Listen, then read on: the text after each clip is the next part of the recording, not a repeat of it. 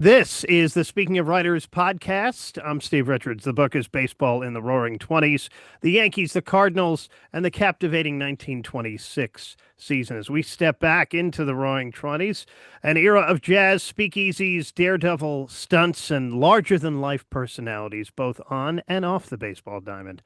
Our guest is acclaimed historian and author Thomas Wolfe, whose new book, Baseball in the Roaring Twenties, the Yankees, the Cardinals, and the captivating 1926 season, has just been released. It's on the University of Nebraska Press. Wolfe is no stranger to chronicling the drama of America's pastime. His book, The Call Shot, was a finalist for the Seymour Medal from the Society of American Baseball Research. And now he's back with a sweeping portrait of that 1926 season, a time when Babe Ruth was thought to be washed up. A young Lou Gehrig was on the rise. Grover Cleveland Alexander cemented his legend, and the Negro Leagues were thriving. Against the backdrop of Prohibition, the Jazz Age, and seismic cultural change, baseball mirrored America's triumphs, tensions, and contradictions. Thomas Wolfe, welcome to the Speaking of Writers podcast. Thank you. Thank you very much. That's a great intro. Thank you. Before we dive into the 26th season, can you tell us what drew you back to baseball history after the call shot and what made the 1920s and this particular season irresistible to you as a storyteller? Well, my thoughts and desire to write about 1926 actually started as I was doing the research for the book that was The Called Shot from 1932, which was a story of the 1932 season. And two of the featured players or characters in 1932 in The Called Shot were Babe Ruth and Rogers Hornsby. Hornsby had been manager of the Cubs. He got fired right before the end of the season. So he and Ruth didn't meet up in the World Series in 1932. Ruth, of course, is famous for the called shot and for his other exploits in 1932. So as I began to research for 1932, I kept noticing parallels and connections with Ruth and Hornsby. And as I went back in history, I realized that 1926 was the perfect year to write about if I wanted to try to capture a different era in which Hornsby and Ruth were competitors. And, you know, Hornsby at that time was really at the top of his game. Ruth was at the bottom of his. Because the 26 season really, the story of the 1926 season starts in 1925 with Hornsby hitting 403 and Ruth basically at the very nadir of his entire career. When you started researching this book, Tom, what surprised you most about baseball in the mid 20s that people today might not know? Well, I think people knew that there was black baseball, that there was, the Negro Leagues had been organized really about 1920. Black baseball history goes back into the mid 1800s, but organized Negro Leagues really started around 1920 thanks to Rube Foster. So that there was a parallel universe between the white major leagues and the black leagues, the black players and the white players. I don't think people really realized how often black and white players played against each other prior to Jackie Robinson breaking the color line and this happened during the off season during barnstorming. So as I researched 1926 and became more aware of black baseball history, um, I would say that that was one of the most eye-opening things for me. And the other part, which I'm sure we'll get to in the conversation, is the amount of gambling that was involved Mm. in baseball, and in particular this Cobb Speaker scandal that came to light in 1926 that actually was in reference to a game that was played in 1919. So I had those two things in addition to Hornsby and Ruth. I had gambling scandal, and black baseball, all of which kind of converged in 1926 in the midst of this incredible roaring 20s decade. Yeah, we are going to talk about that gambling scandal coming up. Let's get into the 1926 World Series. There's the Hornsby and Ruth story. The Yankees and Cardinals, two teams in very different places at the time. What made their clash in 26 so compelling? Well, the Cardinals won their very first pennant in 1926, so they had not been a very dominant franchise from the mid 1920s up until the 1940s. They were really one of the very best teams in the year over year in the National League. But 1926 was the year they kind of broke through, and they had Rogers Hornsby not only as their star player, but also as a 30-year-old manager managing the team. With the Yankees had had a disastrous 1925 season. They had finished seventh out of eight teams. And going into 1926, sports writers wrote off Babe Ruth. He had had a terrible season in 1925. He hit 290. It's compared to Hornsby, for example, who hit 403 in the National League. Um, so the Yankees were going into 1926 were not expected to do very much. There was a rookie shortstop, Mark Koenig. They had a rookie second baseman, Tony Lazzeri. They had a first baseman, Lou Gehrig, who was just in his second season. And of course, sports writers and fans didn't think that Ruth would be able to contribute much in 1926. So 1926 was a comeback year, not only for Ruth, but for the Yankees. And then pairing up in the World Series with the Cardinals, who had finally made it to their first World Series, just provided a lot of a very dramatic stage for the 1926 season to be played on. Yeah, and this is for the Cardinals pre-Gas House Gang era too, which really kicked Right, in the 30s. right, right. Grover Cleveland Alexander, he became the unlikely hero of this series. Can you paint a picture of his role and how his personal struggles mirrored the era? He grew up in Nebraska. In 1911, he set the record for most wins by a rookie pitcher. He won 28 games. That's a record that still stands today. He was a terrific pitcher for the Phillies. 1915, 16, and 17, he won 30 or more games each year, 3 consecutive years. And after that third year that he won 30 games, he was traded to the Chicago Cubs. So he's had a very interesting kind of backstory just as a pitcher. Personally, he suffered from epilepsy. He served in World War One. He lost hearing in one ear due to artillery fire that he was involved in. And most notably, he was alcoholic. He was an alcoholic, and he was a very high functioning athlete. Um, who knows what he might have done if he'd been able to, tame some of his demons. But in 1926, he began the year with the Chicago Cubs.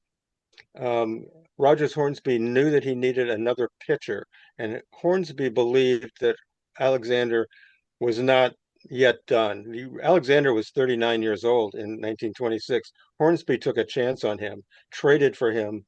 He was a key pitcher down the stretch, down the pennant race, and then became pretty much the pitching hero of the 1926 World Series at age 39. You mentioned Ruth's struggles in the 25 season. How did 26 change his trajectory and his myth? He took seriously the fact, I think at the end of 1925, he took seriously the fact that he had to get himself in better shape in order to to be a successful ball player, to continue his career. As I said earlier, he was basically written off by sports writers Yeah. and fans because of um, not only the fact that he was out of shape and couldn't, you know, couldn't pay attention to any kind of training, but in the off season between 1925 and 1926, he enlisted a guy named Artie McGovern, who ran a gym in New York, and he just basically Ruth gave himself over to McGovern to be retrained basically and get himself in shape going into 1926. So if you look at the statistics for Ruth from 1920 when he came to the Yankees to 1925, average home runs and RBIs per year up to age 31, and compare them to the next 7 years from 1926 through 1932, Ruth was actually a more productive ball player from the ages of 31 to 37 or 38 than he was when he was a younger ball player. I think that's I don't think that's as well known as it should be. I mean, we think of Ruth as the 1927 season with his 60 home runs. Think of his early exploits in the early 20s where he was setting home run records. He actually got better as he got older.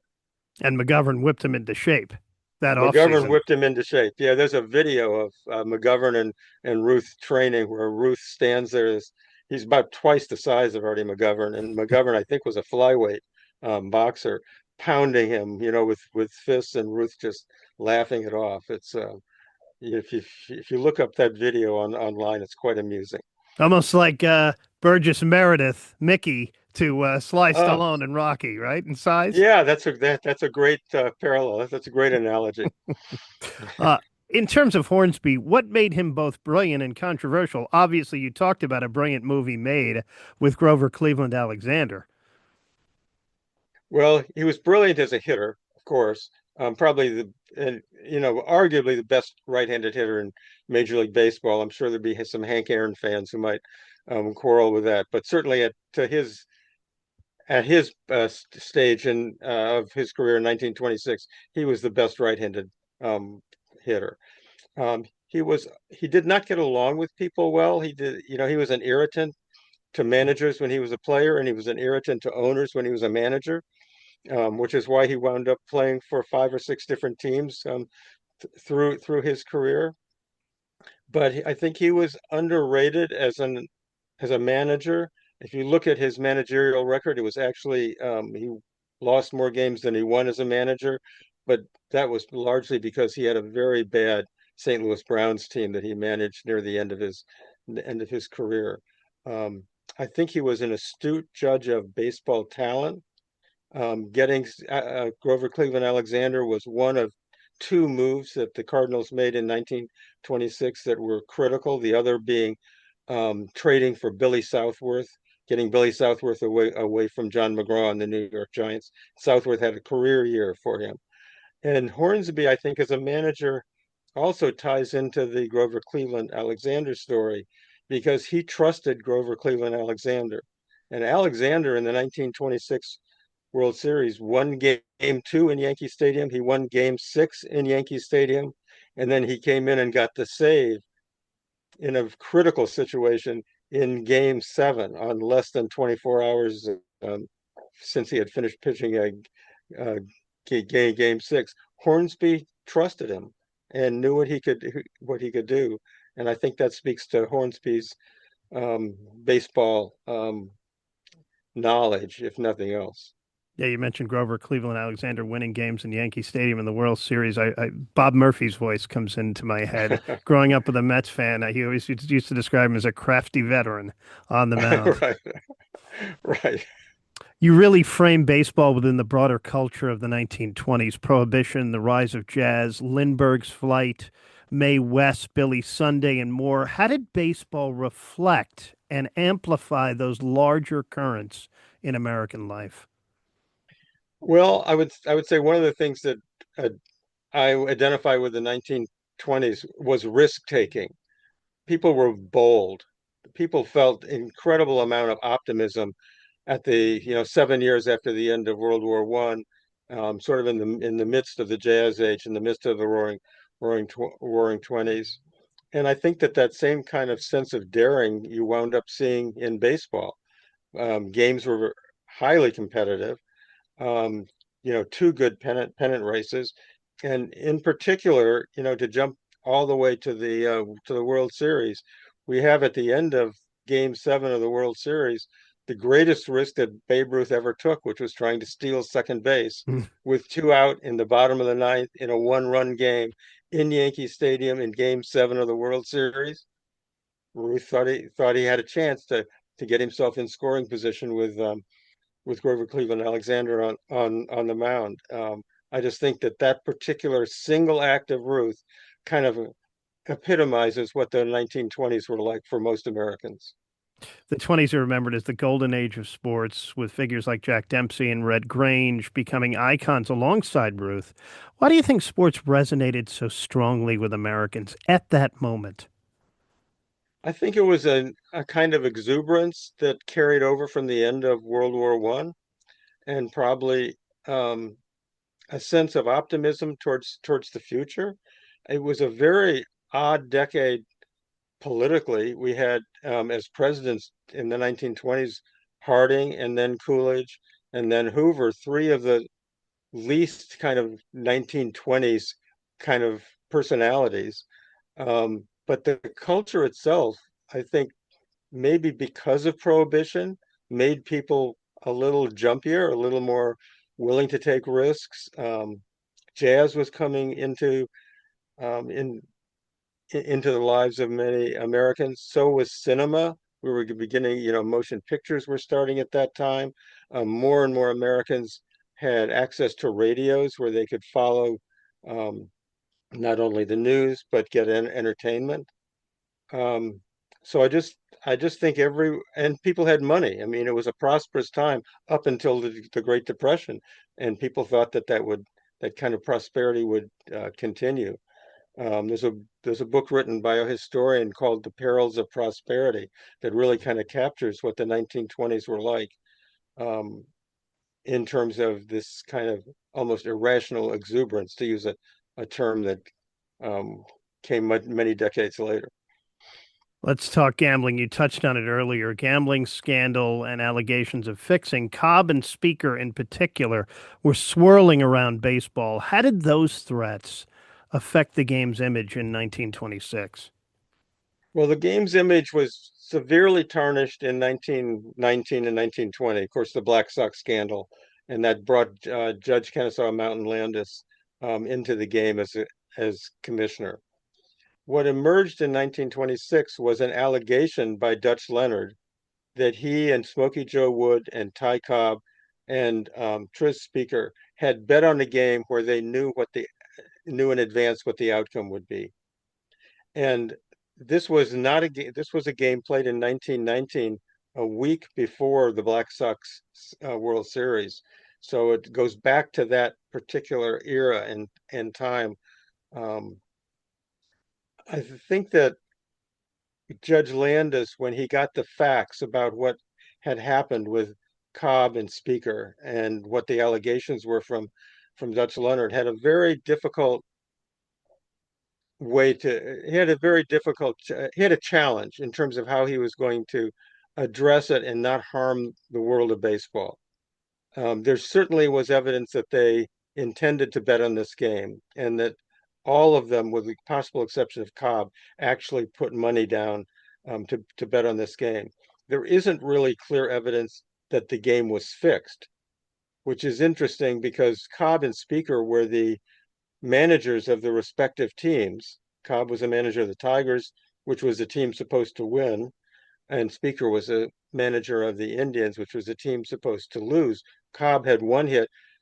Speaker, I believe, had three hits, including a couple of extra base hits. So there's no evidence in the game that anybody didn't play as hard as they could, which kind of refuted the argument or allegation that Dutch Leonard made. But it became a big deal in terms of how it was treated in the media because Judge Landis interviewed all the people who were involved, and he actually released the transcripts to the New York Times in December of 1926. And then he ruled that um, there was no game that was fixed, that the betting, which was allowed prior to 1920, players, bet on games, and that was considered ethical at that time. So I think that's to Landis's credit that he essentially tried to do what he thought was in the best interest of baseball, and I'm sure he took into account the fact that Cobb and Speaker were both at the end of their careers and were kind of icons, and that there really wasn't enough evidence to ban them from baseball as he had banned the Black Sox.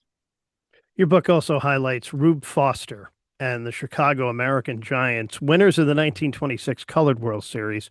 How important was this moment for the Negro Leagues, and how does it fit into the larger baseball story of that era?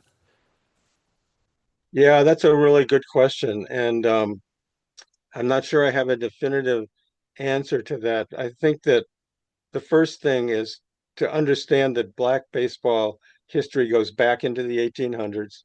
Um, that in order to bring black baseball to the public, there needed to be a way to structure teams and leagues so that black baseball players had seasons to play rather than just games during barnstorming during the off season. Rube Foster is the key figure in all of that, I think, because he's the one that was able to organize the Negro Leagues in 1920, and the significance of what he did carried over for really several decades. Although he passed from the scene in 1926, he suffered a mental breakdown. And so he was not really at the helm of the Chicago American Giants in the Colored World Series of 1926. But that was a pivotal year. That's the year that Satchel Paige first began his professional career. So you kind of had several eras in black history kind of change at that moment in 1926. That was the third of the three Colored World Series that had been played to that point. And it was a terrific series. It was the Chicago American Giants against the Atlantic City team, which had won the Eastern Colored League Championship. It was supposed to be a best of 9 series, wound up taking 11 games to play the best of 9 because 2 games wound up in ties because of they had to be called because of darkness. So I just think 1926 is a very kind of pivotal year in understanding the full range of black baseball history in America. In 1926, there were really the parallel universes, the white major leagues and the black and the Negro leagues, competing with equally skilled players and with equally rabid fan bases. Tom, you're writing history, of course, here, but you also bring it alive, almost like a novel. How do you balance meticulous research with narrative drive? I tried to think with both books, both this book and the Called Shot in about 1932, how this story would play out as a dramatic narrative. I think a season really is a narrative. It's a series of small scenes building towards a climax, which is in both cases in all seasons the World Series.